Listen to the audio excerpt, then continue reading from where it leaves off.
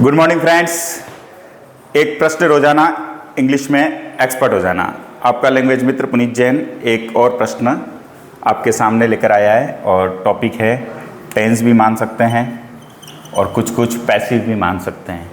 तो ये भी आपका सेकंड ग्रेड इंग्लिश में आया हुआ प्रश्न है और सबके लिए उतना ही इम्पोर्टेंट है जितना सेकंड ग्रेड इंग्लिश वालों के लिए कंसेप्ट है, क्योंकि ये तो टेंस है तो कोई सा एग्ज़ाम नहीं होगा जिसमें इस तरीके का प्रश्न नहीं आता हो। तो क्वेश्चन आपके सामने है, 100 ऑफ बुक्स ब्लैंक आपको दिया हुआ है every year but only a few of them are use of student. तो ये बात सही है, सैकड़ों किताबें छपती हैं और उसमें से कुछ होती हैं, थोड़ी होती हैं जो बच्चों के लिए ज़्यादा उपयोगी होती हैं। तो यहाँ पर हम देखें 4 ऑप्शन आपके सामने हैं, are written, were written, have written और हैड रिटन। तो आप क्या लिखना पसंद करेंगे? सबसे पहले तो देखें क्या ऑप्शन एलिमिनेट कर सकते हैं। देखिए, हैव रिटन और हैड रिटन ये आपको पहली नज़र में ही गलत लगने चाहिए।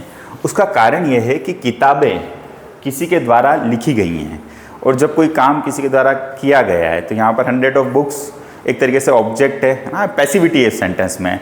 तो हैव और हैड तो आएगा नहीं, वो तो प्रेजेंट परफेक्ट और पास्ट परफेक्ट में हम एक्टिव वॉइस में लेते हैं। तो ये तो हमको पता होना चाहिए कि भाई ये चीज़ नहीं आएगी, है ना।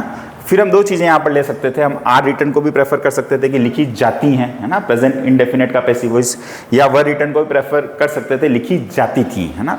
बट जब हम सेंटेंस का नेचर पढ़ रहे हैं, आगे पूरा सेंटेंस पढ़ रहे हैं, but only a few of them, तो यहाँ पर हम देख रहे हैं आर, और जब हम इज़ आर एम देख रहे हैं तो हम यकीनन कह सकते हैं कि जो पूरी थीम है वो प्रेजेंट में है। इसका मतलब हम पास्ट के ऑप्शन पर भी नहीं जाएंगे। तो हमारा करेक्ट आंसर होगा 100 of books are written every year. सैकड़ों किताबें हर साल लिखी जाती हैं और उसमें से, है ना, कुछ ही या थोड़ी किताबें स्टूडेंट के लिए ज़्यादा उपयोगी साबित होती हैं। फिर हाजिर होंगे एक नया प्रश्न लेकर। Thank you.